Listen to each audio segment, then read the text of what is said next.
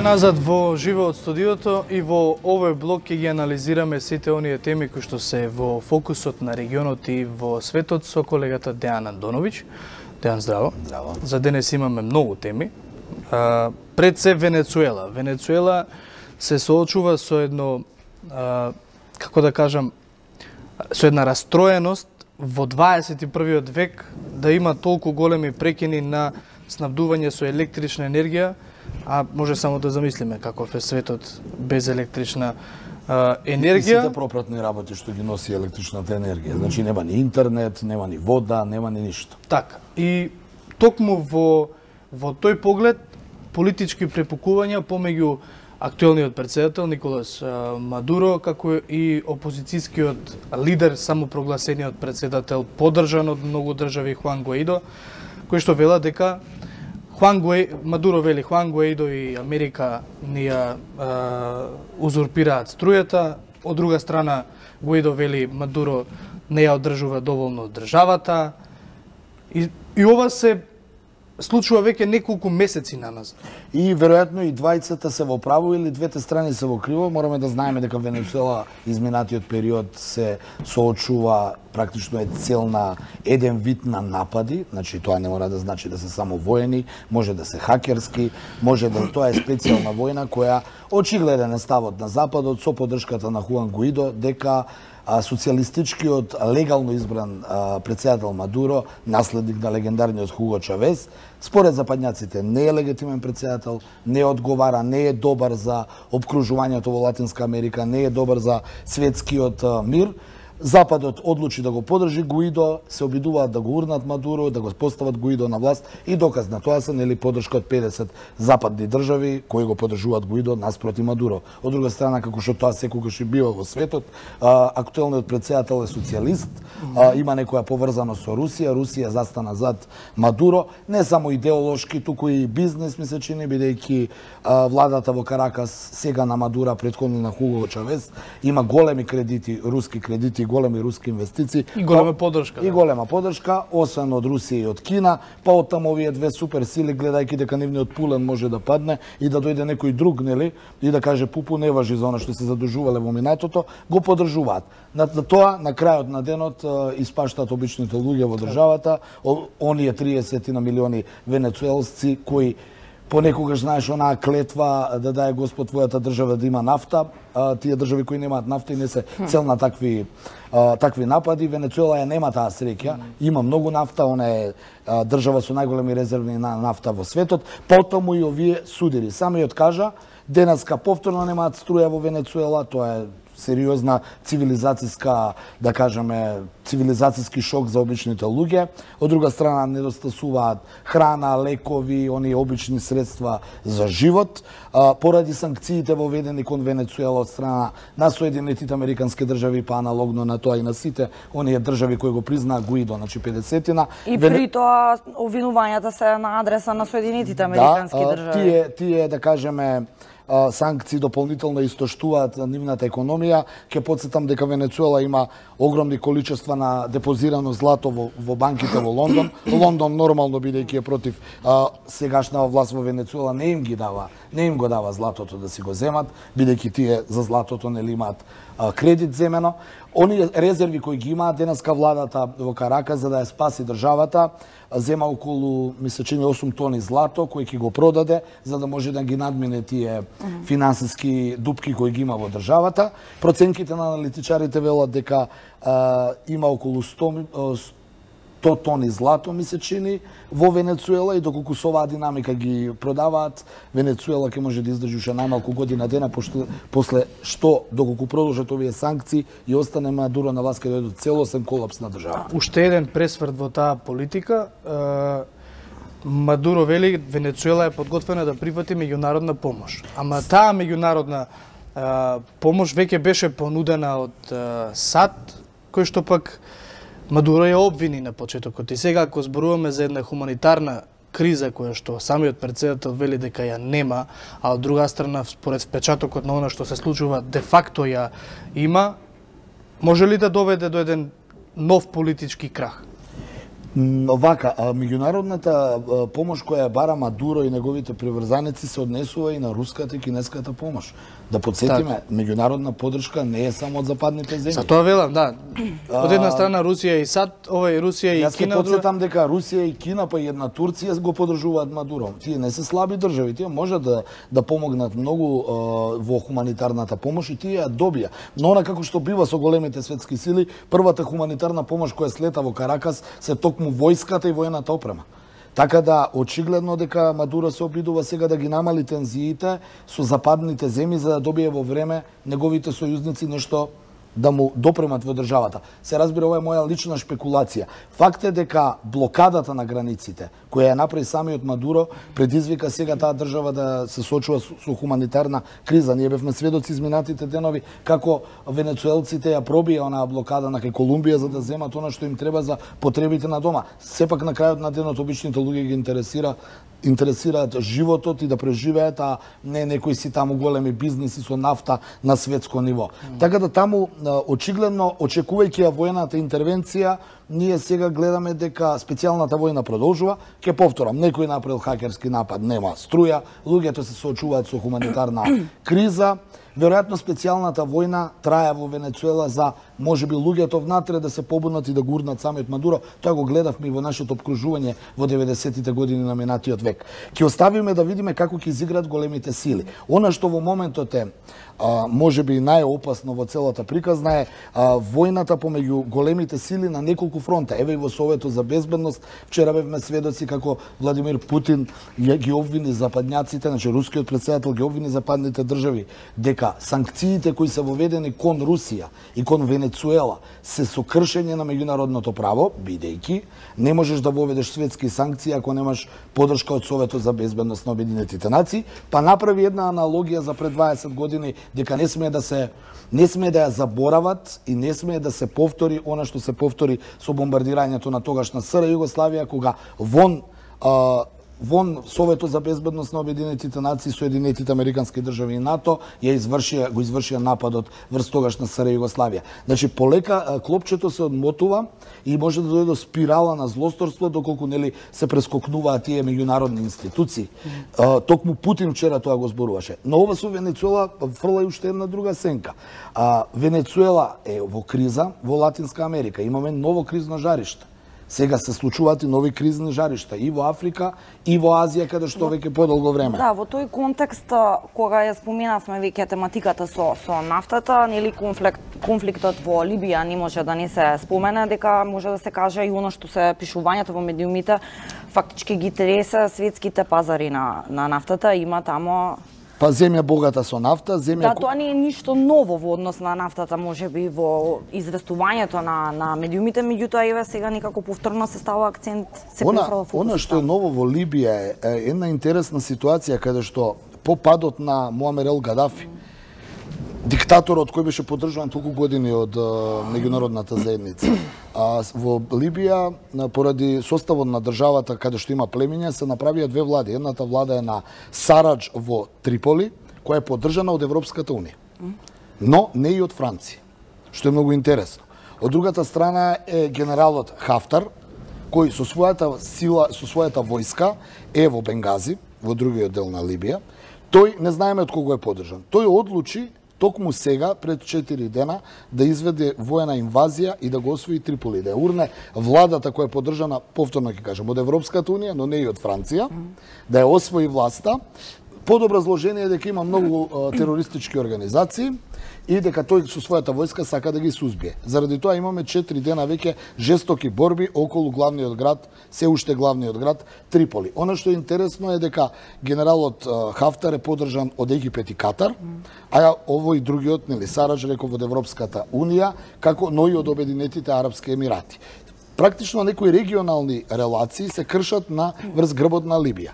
Да, и сега никако се добива впечаток, еве и претходно коментирајќи за Венецуела и сега за Либија, дека секогаш минимум две страни постојат, каде што е инволвирана со поддршка, затоа реков минимум меѓународната заедница, и некој трет фактор, да да и кажеме. додека траат тие работи, еве ставаме вториот дел од шаховската табла, значи Венецуела држава со најголеми резерви на нафта и втората држава Либија која е голем извозник на нафта, не знам кој е поред.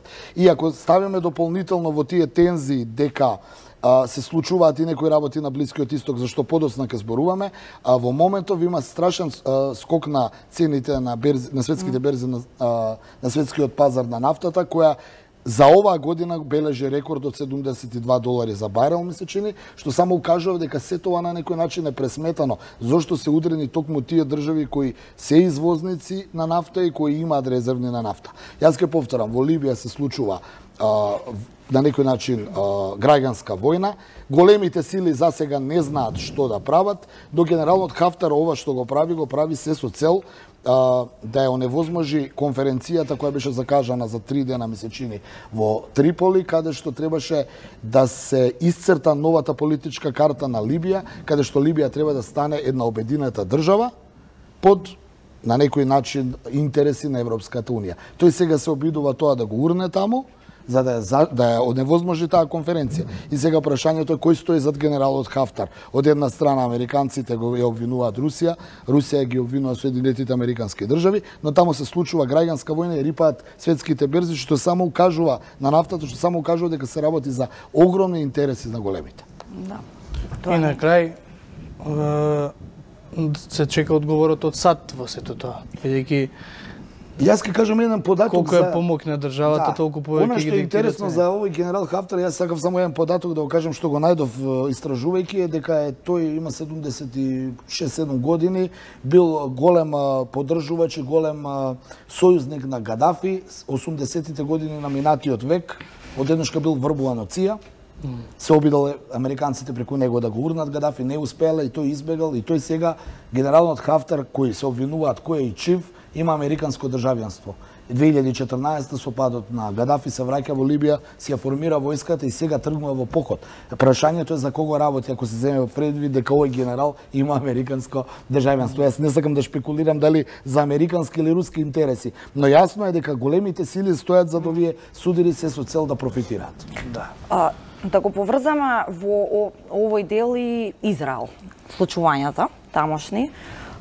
Исто така, веќе е познато дека од следната недела фактички таму почнуваат и консултации за формирање на нова влада, има и некои нови моменти со Нетањаху.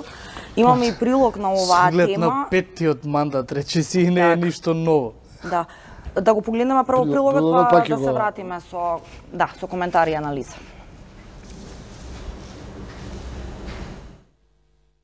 Првичните резултати од парламентарните избори во Израел покажуваат дека и владеачката Ликуд и либералната Бело и Сино освоиле по 35 мандати во Кнесетот пред двете десничарски верски партии ШАС и Обединет јудаизам на Тората, коалиционери во владата.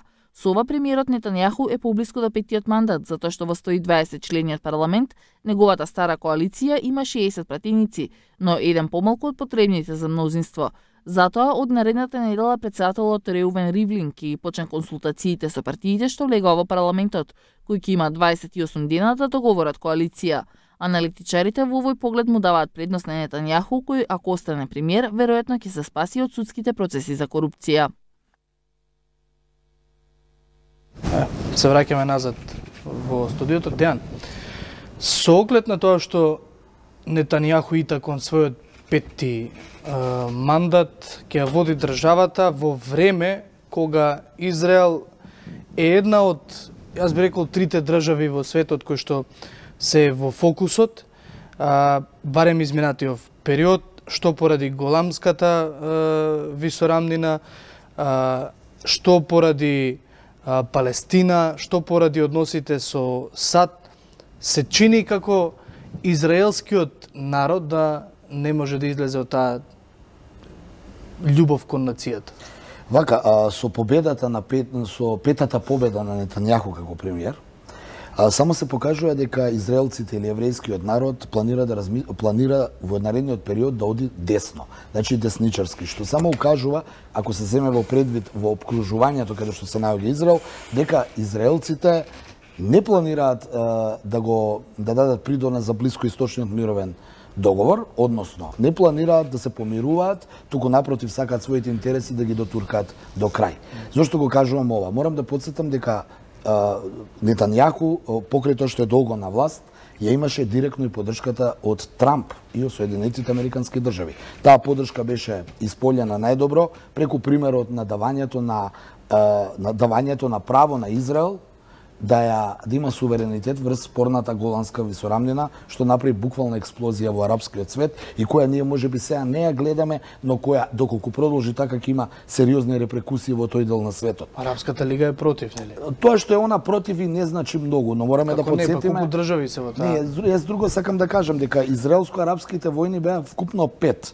Голанската висорамнина е окупирана од страна на Израел во 1967 година, кога Израел ги порази Сирија, Ирак, Либан и Јордан. 4 држави арапски се бореа против Израел и Израел успеа да ја освои Голанската висорамнина, која тогаш беше под суверенитет и е се уште сириска територија. Паралелно во другите војни го освои Синејскиот полуостров кој е египетски, така да тек допрва ќе дојдеме таму повторно да се вратат оние омрази и конфликти од пред 50 години, што само укажува дека Израел и арапите не може да се помират сега за сега. Со изборот на Нетањаху само покажува Израел дека планира десничарски да размислува, значи да оди до крај, да не им дозволи на палестинските територии поголема автономија од што имаат сега. Дури фактички пак се појавуваат како губитници. Да, дури ми се чини дека сега односите меѓу палестинците и израелците се многу полоши него во времето кога легендарниот Јасер Арафат, лидерот на палестинците, успеа да се договори со тогашните израелски власти. Зошто го велам ова? Велам само дека и Нетањаху доби огромна поддршка од Трамп со давањето на суверенитетот на Голанската висорамнина, а пресметката му е веројатно еврејското лоби за 2 години да го поддржи Трамп во неговата председателска кандидатура. Да, кога сме кај тоа, еве дел од тамошните медиуми па и светските анализираат дека сега следен чекор на Нетањаху би можело да биде анектирање на тие израелски доселенички територии на западниот подоцна Синејскиот полуостров. Трамп му даде зелено светло. Но јас би го поврзал со нешто трето. Ми се чини дека долгогодишните настојувања на Соединетите Американски држави, сега зборувам глобално, не зборувам за Трамп и администрацијата. Стратегијата на Соединетите Американски држави да ги урне земите од доската на злото, Ирак, Иран и Северна Кореја. Ирак го урна, со Северна Кореја се помирија од некој разлог, сега за сега ја не верувам дека тоа ќе биде на долги стази, се со цел да дојде Иран на чело, на ред да биде конечно урната таа исламска револуција во Техеран. Зошто го велам ова? Вчера Трамп излезе и направи еден според мене преседан каде што регуларната елитна единица на иранската армија, Иранската републиканска гарда ја прогласи за терористичка организација, што беше на некој начин втор шок после она со Голанската висорамнина. Иранската влада веднаш возврати дека Иранската републиканска гарда не е терористичка организација, е легална формација, но што тоа укажува? Тоа укажува само дека Соединетите Американски држави ја затвараат клештата околу Иран со цел наскоро да се отвори може таму и нов воен конфликт.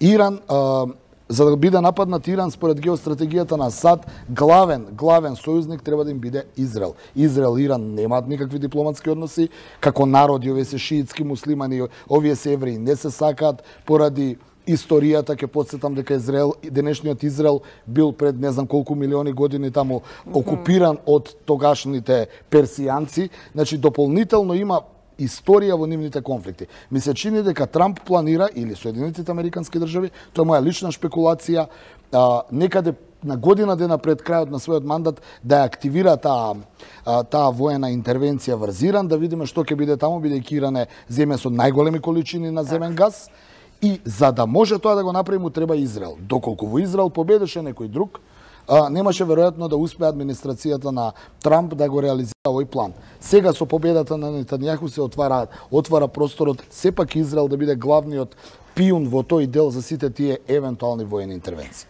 Така, и како последна тема за окружување на овој блок, Андоновиќ, она што е неизбежно, речи си секој ден во анализата на вестите од светот, Брекзитот, да. Но како што често пати потенцираме, секогаш има нови моменти и се вредни за коментирање. Овој пат е од Европската комисија со став дека се подготвени фактички за Брекзит и без договор. Па, Она што јас ќе повторам, за 3 дена требаше Британија да излезе од Европската унија. Јас се подготвував како ќе го направиме тоа во отворено студио. Ако се земе во предвид да видиме, ако е Брекзит со договор, ќе го кажеме договорот, но ако е Брекзит без договор, онда веројатно ќе мораме од час во час да информираме. Она што е ново и што е од вчера практично е дека британскиот парламент заедно се согласи, а тоа е Британија да не излезе од Европската унија без договор, по цена да се направи и втор Брекзит.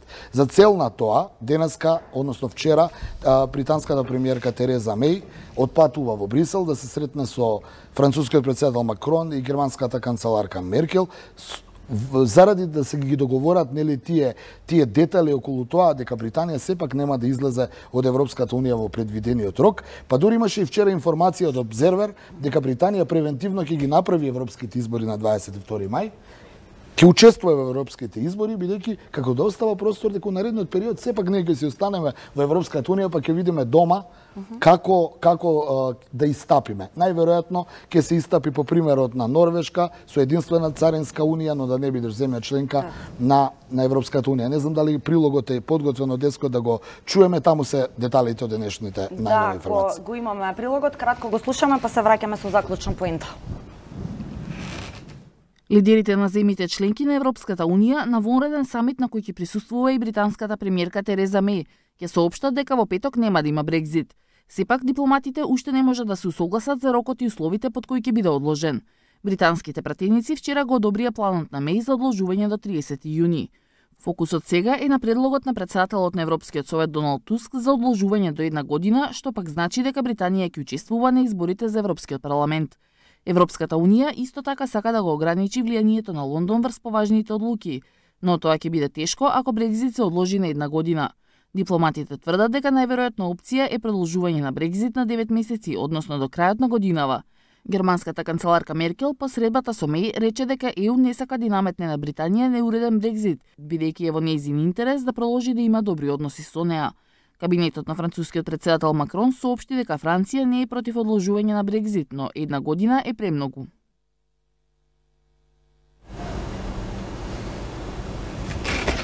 Да.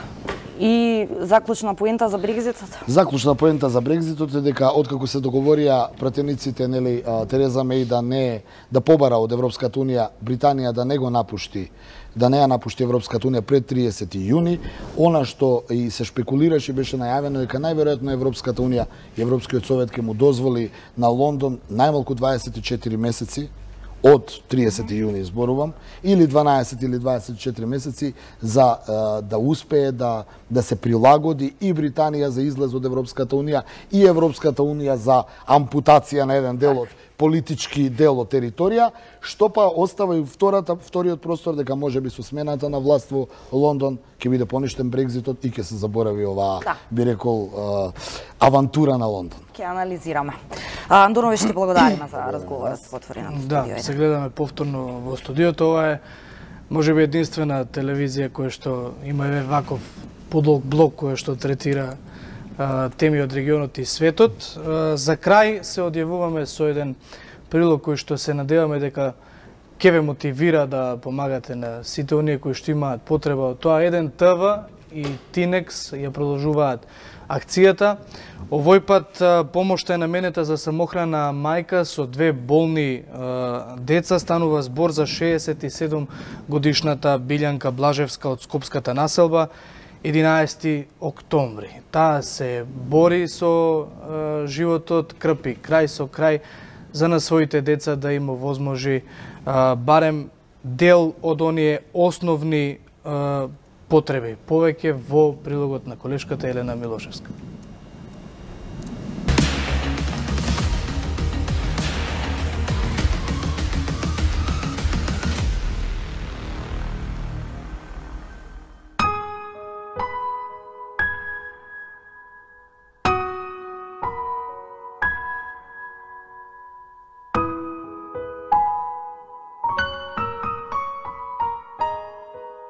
Заради болест на децава ја пуштија струјата. Иначе и 2 години бев без никаква струја.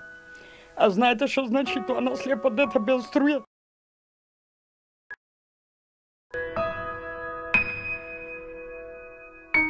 Ваква е животната судбина на 67-годишната Билјанка Блажева. Незините маки започнале пред 10 години, откако починал мажот ѝ. Заработува колку да го закрпи својот, но и животот на двајцата синови, кои иако се полнолетни, не се работоспособни. Пензијата е мала, сите пари ги давам за лекување на моите деца, поради тоа работа ми зиме и лете, вели Билјанка. Ни солзи таа ни раскажа дека постариот син е речиси слеп, помладиот боледува од срце. Работам на Зелен пазар, со тие финансии што ми ги дава газдата, со тие живеем месечно. Секој ден, од сабајле, од 8 до 15 за 5. Тешко ли е? Можете ли да... Сакам, неќе морам да издржам заради тие деца. Зашо им треба леп, им треба јадење и ред други работи си треба. Конкретно каде децата каде престојуваат? Вака сега ќе ви кажам.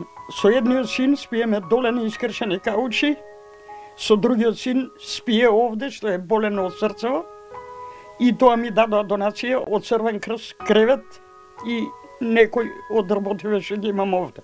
Иначе е све цементо, самите може да видите дека е без врати, без никакви услови. Тинекс и 1 ТВ продолжуваат да помагаат на социјално загрозените семејства. Тинекс на Билјанка и додели ваучер од 10.000 денари за барем малку да им го лесни мачниот живот на ова тричлено семејство. Билјанка се заблагодари, но се надева и дека институциите и хуманите граѓани нема да останат глуви за неа. До тогаш останува таа да се бори за своите деца, како знае и умее.